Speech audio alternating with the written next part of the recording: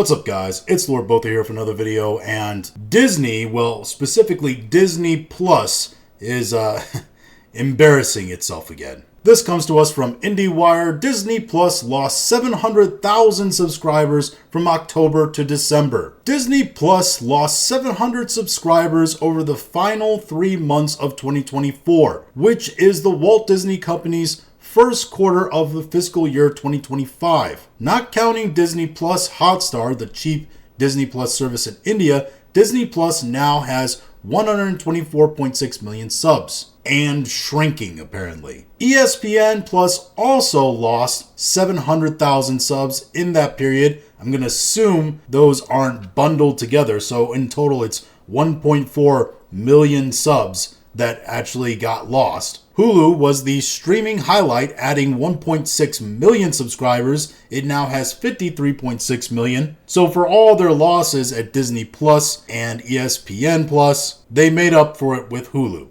All told, the company's streaming business was profitable for its third straight quarter, so it wasn't all bad or unexpected. I would say it's pretty unexpected when about 700,000 people from your main streaming business, Disney Plus, unsubscribe. And then 700,000 people also unsubscribe from ESPN Plus. Disney anticipated the Q1 2025 loss of Disney Plus subscribers, and now it is forecasting another modest decline in subs for 2025. And it's really hard to find a time when this thing was actually gaining a lot of subs, except where it mentions here. It's a far cry from the 4.4 million subscribers Disney Plus added from June through September of 2024. Blame price hikes and the expiration of certain promotions. Yes, there was an increase in price. Whenever you increase the price of something that's a subscription service, you're gonna see people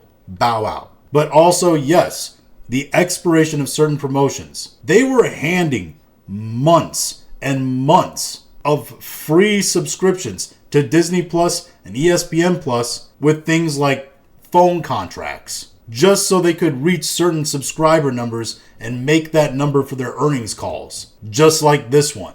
Now, overall, is this loss of subs really going to affect Disney in the immediate? No. Over an even greater amount of time as it has been, could it compound into a major problem? Yes, definitely. Especially in the case of Hulu, right? Where they already had to deal with the headache that was Viacom and having to purchase out Hulu. But yes, it also is being counterbalanced by those people joining Hulu, and the financial losses are being counterbalanced by the success of movies like Moana. I mean, Moana made over $1 billion. The weight on that, however, is they also have The Lion King, which didn't make its money back. It maybe broke even. So at the end of the day, you could say that Disney here, they essentially broke even. And further financial reports do show that they actually beat expectations when it came to their profits. Mostly because their expectations were so bad. You would hope that they beat the expectations they set for themselves this time. The main thing that this proves is that the content that Disney Plus is putting out isn't making people want to stay. Subscribers